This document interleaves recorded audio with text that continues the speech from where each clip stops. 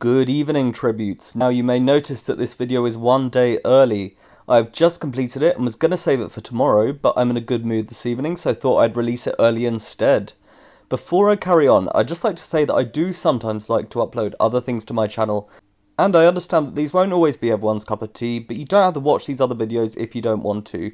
Someone earlier this week, who will remain nameless, wrote a rather rude comment telling me what I should and should not be uploading onto my own channel. People are free to subscribe and unsubscribe in whichever way they please, but in the same way, I'll still uploading things as I please.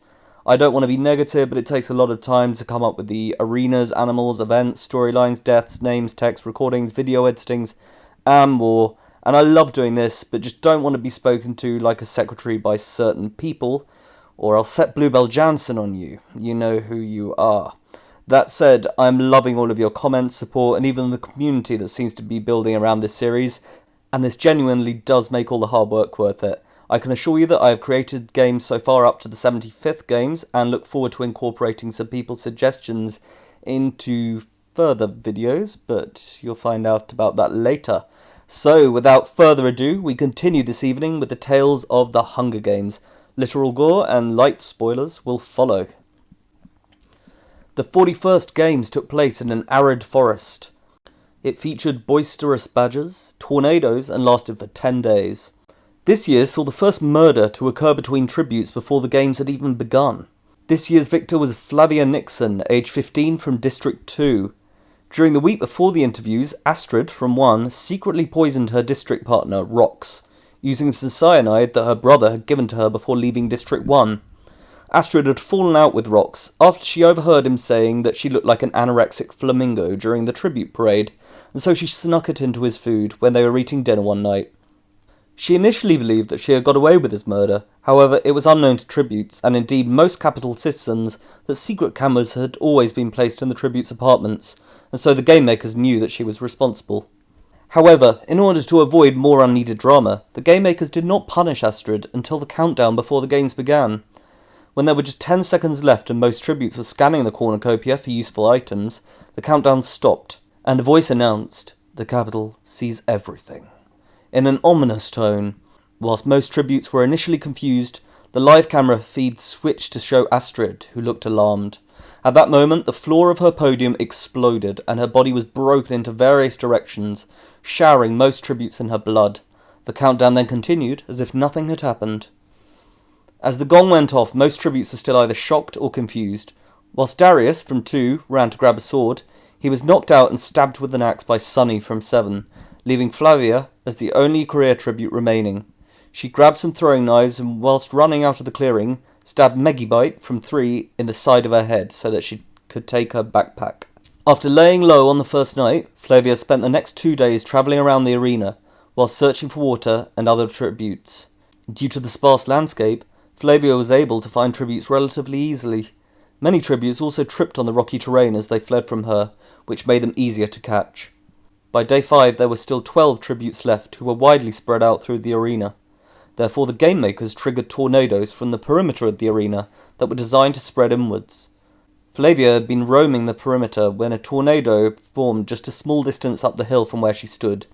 She ran down the hill, but the tornado was gaining on her fast and led to several trees breaking up in the intense winds. While she was still running and looking for shelter, a branch from a nearby tree came off and smacked her in the side of the head, knocking her unconscious. Anita, from 12, was sheltering in a very nearby cave, and had just seen Flavia being knocked to the ground. Therefore the game makers moved the tornado away from the two girls in order to allow the pair to potentially interact. It was thought by many that Anita would kill Flavia during this period of vulnerability, but shockingly she actually helped Flavia to her feet and took both her and her sword back to the cave where she had sheltered. When Flavia awoke, Anita explained to her what had happened while she had been unconscious, and that the pair should work together.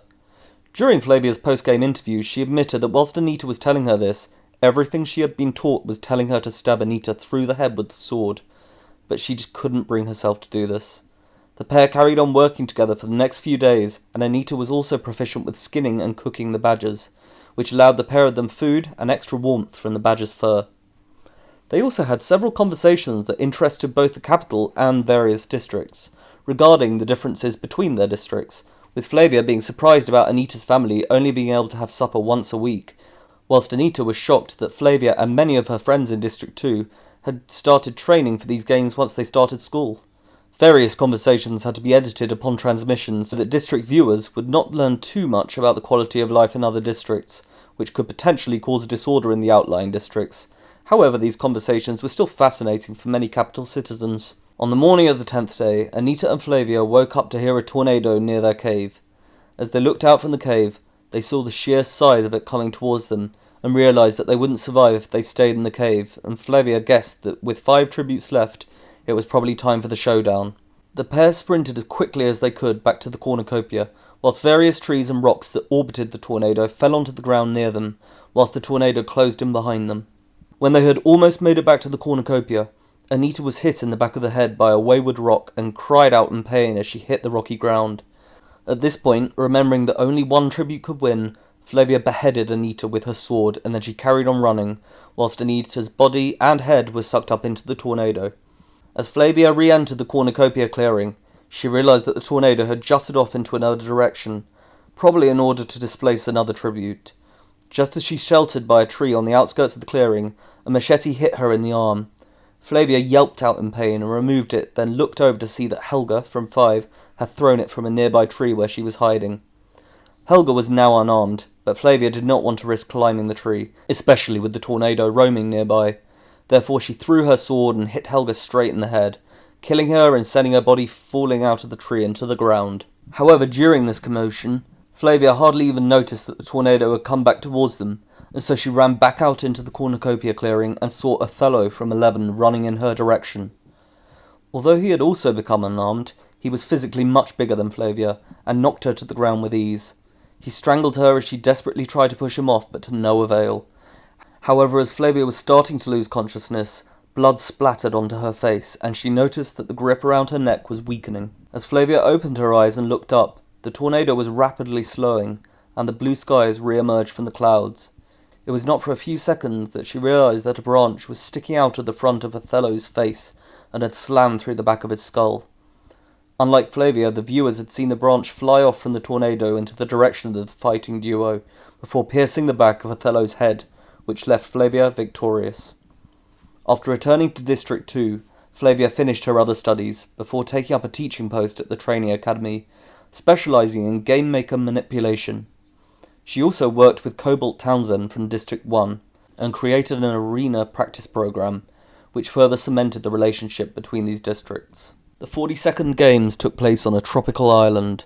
It featured feisty iguanas, a tropical hurricane, and lasted for 7 days.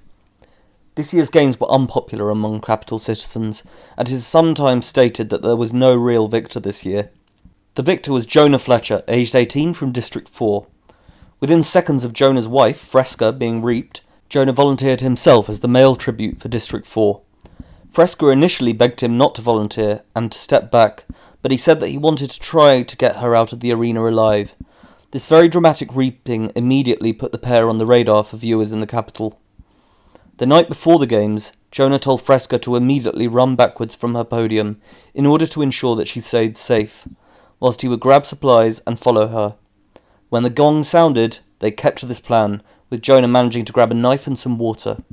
Whilst going for a second bottle of water, Jonah was almost stabbed through the back with a spear by Wooly from 8, but Fresca screamed Jonah's name, which alerted him and allowed him to dodge Wooly, who was subsequently stabbed through the back by Candy from 10. After this narrow escape, Fresca ran through the undergrowth and was closely followed by Jonah. Jonah and Fresca spent the first day travelling to the edge of the arena, and as dusk approached, they arrived at a beach. They spent the evening creating a shelter, spears, and a fire, using wood from the palm trees. As they lay by the fire together, Fresca told Jonah that although she didn't want either of them to die, she was at least glad that they were spending what were most likely to be their final days together. Jonah then kissed her and told her not to worry. On the second day, Fresca was awoken by an iguana crouching by her face. She screamed, and this woke up a sleeping Jonah, who killed the iguana and cooked it on the fire, thereby allowing them to eat. They went on to find a few more iguanas nearby, and this gave them a source of food for the next few days. During this period, they kept watch and occasionally heard cannons going off, whilst becoming rather intimate during the night and providing the citizens of the capital with some rather raunchy viewing. This also made the pair rather popular among viewers, and they were gifted with an array of weapons. On the fourth day, with 10 tributes still remaining, Jonah spotted a tropical hurricane rolling into the arena towards the beach where they were resting. Not wanting to be caught in the bad weather, the pair headed inwards. As the hours went by, they carried on walking towards the cornucopia in the hope that they could find decent shelter, but eventually they gave up and realised that they would have to shelter under some bushy trees. Whilst Jonah and Fresca were sheltering and discussing where to head after the storm, they were suddenly knocked to the ground by Axel and Ember, both from 7, who had heard them and had managed to jump between trees whilst the hurricane was going on, before jumping straight on top of Jonah and Fresca. Although he had been knocked over, Jonah immediately grabbed a knife from his pocket and threw it straight at Ember's head, killing her instantly. However, when Jonah slipped afterwards, Axel grabbed him from behind and then held a knife to his throat, whilst Fresca watched in horror. Axel told Fresca to give him her weapon or he would kill Jonah, who was mouthing at Fresca to run. However, under the pressure of the hurricane and horror of seeing her husband being threatened with a knife, she burst into tears, and this alone surprised Axel, who seemed to think that she might be joking. Jonah seized this opportunity whilst Axel was distracted, and rammed him backwards into the tree. This made Axel drop his knife, so Jonah punched him continually in the face, and then took his knife and slit Axel's throat. Fresca cried even more and apologised to Jonah for not helping, but he reassured her, even trying to joke that she had saved his life without trying. Jonah and Fresca headed back to the beach for the next few days, and by the 7th day, there were just 4 tributes left.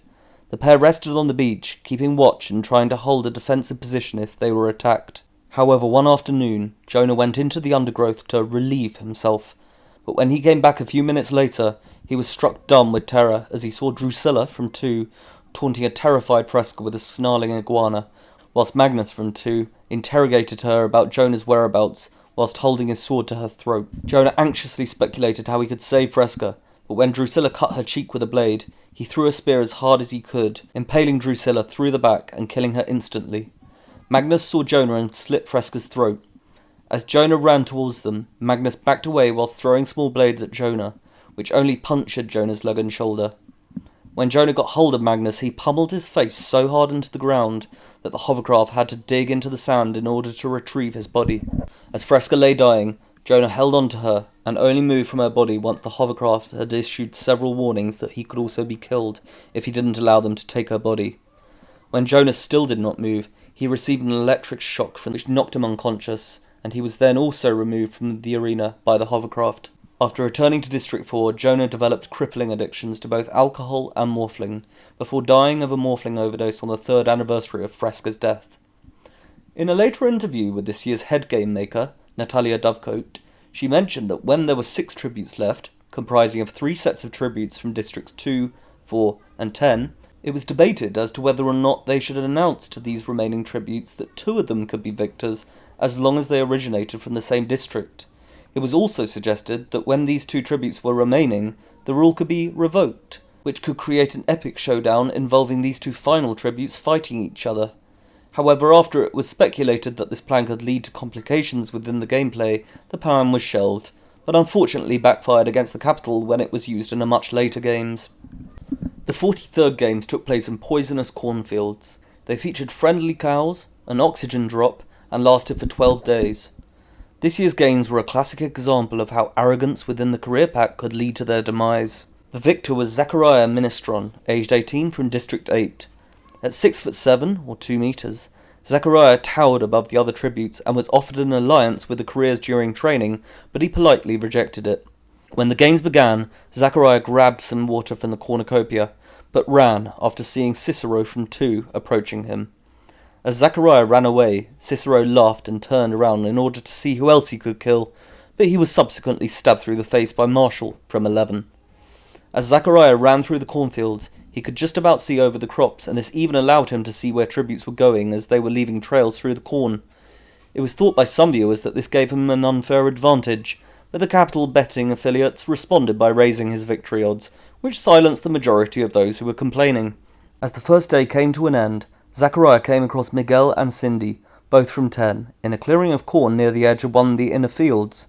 As Zachariah observed them through the crops, he noticed that they were milking the cows and discussing how they could get a fire going, so that they could make steaks from the cow's meat. Without even thinking, Zachariah walked into the clearing and announced that he could help them with the fire. Miguel immediately grabbed his sword, and Cindy looked ready to run, but Zachariah assured them that he meant no harm, and that he could also see who was coming from above the crops. After a few tense moments, the pair agreed, and Cindy gave Zachariah some milk that she had collected in a corn husk. They also informed him that they believed the corn to be poisonous, after they had spied Arizona from 5 try to eat some and then vomit shortly afterwards, before being slain by the remaining careers. As promised, Zachariah helped start a fire, whilst Miguel killed one of the cows and cut out its flesh so that it was ready to cook. The group ate the beef as the sun started to set, and they took turns to keep watch through the night. The trio carried on with this routine until the 5th day, when there were still 11 tributes remaining. In order to bring the tributes back together, the game makers announced that the levels of oxygen in the arena would drop considerably over the next hour, and that the only way for tributes to be able to breathe properly would be to use the mask from the cornucopia.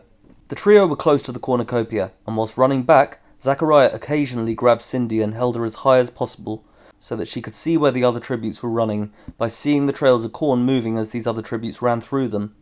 As they approached the cornucopia, Cindy reported back that their nearest opponents were still some distance from them, and when they entered the cornucopia, they were surprised to see nobody else around. They each put on a mask, but decided not to take more, in case it was a violation of the arena's rules. However, as they ran away from the clearing, they ran straight into another smaller clearing, and Miguel fell straight onto some corn that had been cut. Although Zachariah and Cindy at first thought that this was not serious, blood started flying out of his neck, where he had hit it on the corn. He tried to get up, but more blood started coming out of his leg. Zachariah realized that Miguel's femoral artery had been slit, and that there was now no hope for him. As Cindy looked on in horror, and Zachariah considered how he should tell Cindy that they needed to leave as quickly as possible, Ross and Shala, both from 9, came hurtling out of the surrounding corn. As they ran towards Zachariah, he very quickly realized that he, Cindy, and Miguel had all walked into a trap, created by these 2 tributes from the district known for its skills with corn, who had managed to cut the corn in a manner that left it so sharp that it was able to pierce human flesh. Although Ross then managed to stab Zachariah's arm with his knife, Zachariah subsequently picked him up by the neck before throwing him onto the cut corn, which impaled him in multiple places once he landed upon it. During this commotion, Shala grabbed the mask from Miguel's body and ran out of the clearing and through the nearby corn.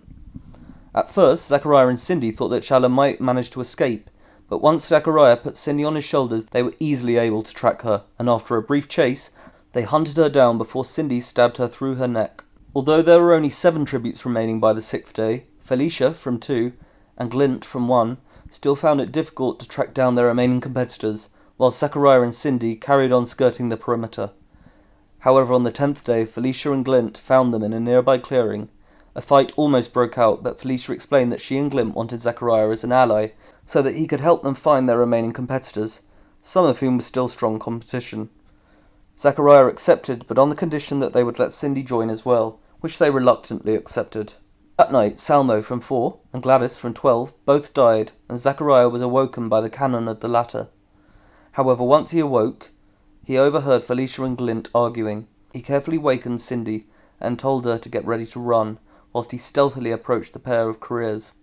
As he neared them, he heard Glint trying to convince Felicia that they should kill Zachariah and Cindy that night, whilst Felicia callously spoke about how it would be easier to use Zachariah, but to just kill Cindy that night. Zachariah had heard enough, and suddenly appeared behind them in the corn. Though they quickly tried to grab their weapons, they were not quick enough, and Zachariah bashed their heads together so hard that it killed Felicia, whilst Glint convulsed on the floor. Shortly after, Zachariah stabbed Glint through the head and killed him. Over the next day, Zachariah and Cindy very carefully headed back to the cornucopia. They knew that their remaining opponent was Sandy from 6, and that his district were well known for their painting and camouflage skills, so he could easily be hiding amongst them as they travelled. As the dawn broke on the 12th day, Zachariah noticed some movement in the nearby corn, and realised that a barely clothed Sandy had camouflaged his body to match the colour of the cornfields. Sandy tried to run, but to no avail, with Zachariah stabbing him through the neck very quickly after being spotted. However, just as Zachariah was about to turn around, he was attacked from behind and felt his eyes being gouged. Despite feeling intense pain, Zachariah managed to throw Cindy off his back and onto the ground with such force that she hardly seemed capable of moving after. As Zachariah approached her with his knife, Cindy stated that he was a good ally, and that she had to do what she could to try and win at the end. Zachariah gave a sympathetic smile and apologised before stabbing her through the head, killing her instantly and leaving him as the victor. After winning the games, Zachariah returned to District 8, where he lived a quiet life with his girlfriend before marrying her and starting a family. He later went on to open a textiles factory that specialised in corn-themed clothing. The 44th Games took place in an abandoned university. They featured bloodthirsty crows, demolition of the buildings, and lasted for 16 days. It is rare that a tribute manages to use such a deadly creature to their advantage, but once they have mastered this skill, their chances of victory significantly rise. This year's victor was Daniel Bernhardt, aged 18, from District 9. When the gong sounded, Daniel grabbed a sword and some bread, then stabbed Dante from 2 in the back, whilst Dante was stabbing Morella from 8 to death. Dante had a training score of 11, and was thought to be a favourite to win by the capital, so this gave every surviving tribute better odds of winning. Daniel also managed to kill Modem from 3 and Carper from 4 before grabbing their backpacks and escaping from the remaining careers. Over the first few days, Daniel tried to stay inside the buildings as much as possible, so that he would not risk encountering the crows. He chose to stay in a large lecture hall that was covered in graffiti and had plenty of hiding places where students would once have sat. The back rows of the lecture hall also gave him a good view of the street outside, and he soon realised that a particularly ravenous murder of crows, which was outside, would violently peck tributes as they tried to flee, which often killed them.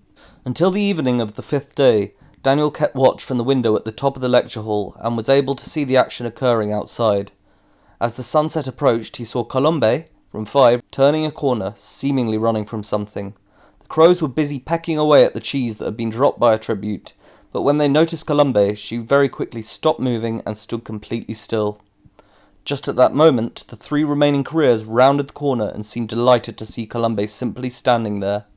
As they readied their weapons and were about to attack her, the crows perked up and flew straight past Colombe, who had remained as still as a statue. The careers shouted at each other as they saw the vicious murder of crows approach, but as they turned to run, even they realised that it was too late. The 3 of them very quickly had their eyes and necks pecked till they died.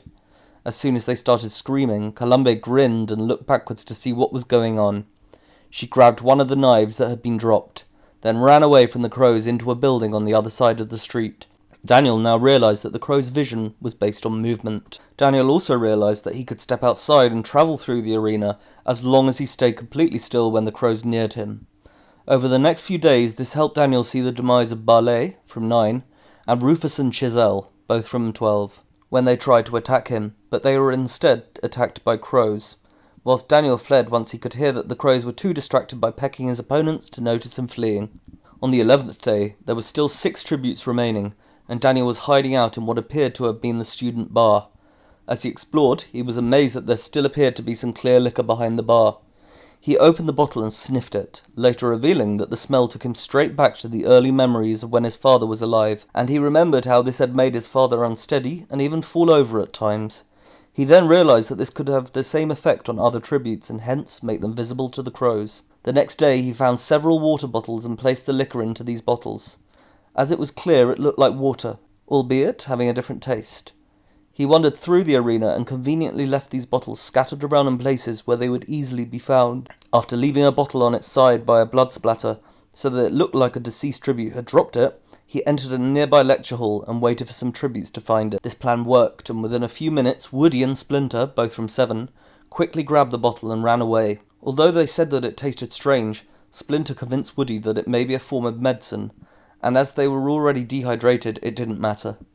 However, within an hour passing, they became louder and louder, and their voices attracted the crows. It appeared that they had figured out that they needed to stand still around the crows, but as they tried to stand still, Woody lost his balance and the pair's position was given away, which subsequently led to their death. With just 4 tributes left by the 15th day, the game makers planned to demolish the majority of the buildings in an effort to remove tributes' hiding places. However, in order to give them a chance to escape, buzzers went off within these buildings for a minute before their demolition. When this happened, Daniel was sleeping in the lecture hall and was awoken by the buzzing. At first he was unsure of what to do, but decided not to take any chances and got up to leave the hall. However, just as he was exiting, the building started to collapse and he damaged his leg on a falling plank of wood. By the evening of the 16th day, Daniel was one of just 2 tributes left, but he was unsure of who his remaining opponent was. He returned to the cornucopia, which was positioned in what must have been the old campus's main square. After about 10 minutes, he noticed that the crows seemed to have vanished, but just as he was considering how he could kill whoever was remaining, he was hit by an arrow in the back and saw Colombe standing behind him, ready to shoot another one. Columbe shot another arrow, but despite having a strong limp at this point, Daniel managed to dodge her. As she tried to reload her bow, Daniel seized his opportunity and pounced on her. They wrestled for the remaining arrow, with Columbe putting up a strong fight and pinching the injury on Daniel's leg, but through the intense pain he headbutted her and then grabbed his sword and slit her throat, thereby killing her and winning. After winning, Daniel was known as Lord of the Crows by the capital. Upon returning to District 9, he carried on working in the fields and went on to start a family. However, his son was the runner-up in later games, before Daniel himself was killed in the 75th Hunger Games. The 45th Games took place in a swampy lagoon. They featured clingy frogs, tracker detonations, and lasted for 10 days. This year's games saw some of the slowest and most painful deaths in the entire history of the games. This year's victor was Chaff Mitchell, aged 17, from District 11. When the games began, Chaff grabbed a spear and a sleeping bag from the cornucopia before running away as quickly as he could, using the paths that led out of the cornucopia clearing and through the lagoon. Whilst fleeing, Chaff saw Grace from 10 trying to help Hallie from 12 out of a nearby swamp. Hallie was panicking and screaming as her leg was stuck, whilst Grace seemed to be trying to calm her down so that they were not heard or seen by other tributes. Although Chaff's instinct told him to keep running and leave the girls to it, his conscience would not let him, and he ran towards them in order to help them. After a few minutes of intense pulling, Chaff and Grace managed to free Hallie's leg, and the three formed an unspoken alliance with each other and ran away further from the cornucopia together. As the sun set, the three of them eventually found some sturdy ground and decided to rest and set a base for the night. Over the next few days, the trio made a surprisingly successful team, and they agreed to keep a lookout for each other so that they could take turns sleeping. In the meantime, the three of them created traps around their base in case they were attacked. Many tributes died over the first few days from falling into the lagoon and not being able to get out, which ended with them sinking to death and in fact made it rather difficult for the hovercraft to retrieve their bodies. Gretchen, from 5, even stabbed herself in the neck once she realised that she could not escape. This therefore led there to only be 10 tributes remaining by day 5, and in turn considerably raised the victory odds of Chaff, Grace and Hallie, which prompted sponsors to send them food as well. On the 6th night, the career pack tried to attack the group. However, they were well prepared for this attack, with Amethyst from 1 and Domino from 2 walking straight into the traps and being left dangling in the air by their feet, whilst Chaff held down Valentina from 2 and Hallie stabbed her. Grace killed Amethyst and Domino whilst they were unable to move in the traps, and only Topaz from 1 escaped alive from this fight. After surviving this attack, the three of them relaxed and had some rather interesting conversations about life in the outlying districts. Chaff rather openly admitted to Hallie that he had always had a thing for the girls of District 12, from when he had seen them at the reaping. He even tried to kiss her before she playfully shoved him off, which amused both Grace and the capital. However, the next morning whilst Hallie was keeping watch, she realised that this was her chance to eliminate the people who were her friends, but also her competition. She stabbed a sleeping Grace in the neck, and was about to stab Chaff as well, but he woke up from the commotion and narrowly avoided being stabbed by Hallie. He got up and dodged her next attack, before impaling her with his spear. Hallie even apologised as she remained impaled on the spear, whilst Chaff nodded sympathetically. Chaff was upset at losing his 2 new friends, especially in such violent circumstances. He wandered aimlessly around the arena for the next week, whilst trying to avoid Topaz, who he suspected was searching for him. On the 10th day there were just 3 tributes left, and it was announced that the tributes had 5 minutes to return to the cornucopia, or the trackers in their arms would explode. Chaff ran as quickly as he could, but slipped and fell, dropping his spear and backpack onto the bank and struggling to free his legs from the swamp. Meanwhile, he was aware that the time was continuing to count down. Just before the 5 minutes expired and Chaff realised that his tracker would detonate, he forced his arm into the mud, hoping that this would make the explosion hurt less. After a few seconds, his tracker detonated, blowing off his left forearm and causing him to scream out in pain. Meanwhile, Topaz had just killed Esther from 8, and then heard Chaff's horrific scream. Whilst Chaff was somehow holding on to consciousness with his legs sinking further into the mud, Topaz approached him, singing an eerie song about death. As he got closer, he taunted Chaff about Grace and Hallie. However, he failed to notice that some frogs were hopping around right by Chaff's remaining hand that lay on the bank of the swamp. As Chaff started to sink further and Topaz was considering out loud whether he should kill Chaff himself or let the swamp do it, a frog jumped onto Chaff's hand. He immediately threw the frog at Topaz's face, and it clinged to his nose. Topaz screamed out in disgust, but tripped and fell headfirst into the riverbank. Whilst his head was submerged and sinking further into the swamp, he waved his arms and legs around, whilst Chaff also sank further. After a minute, Topaz's limbs stopped moving, and the cannon sounded. Chaff was then lifted to safety by the hovercraft and declared to be the victor. Chaff experienced intense survivor's guilt, and infamously refused a prosthetic arm from the capital, stating that if Grace and Hallie were not allowed to live, then why should he be able to have his arm back? He went on to become an alcoholic and morphling addict before dying in the 75th Games.